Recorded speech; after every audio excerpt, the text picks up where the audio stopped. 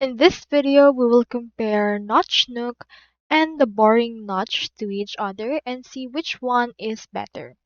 So let's head over and start a comparison with this. As you can see right here, Notch Nook is actually a paid feature-rich application. However, it's less updated. As you can see, they actually have these options for the subscription, which is 3,000 US dollars per month. We have 25, and you can also just download it and get 20% off and the likes right here. You can just head over and then use it according to your liking. However, it have also minimum OS requirements, but it's already robust even on the version 1.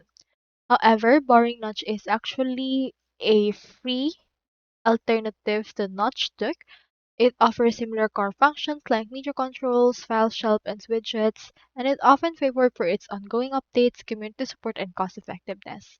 So, as from users, they actually prefer Boring Notch aside from Touch Nook itself. So that's all there is today, and I hope this video helped you out.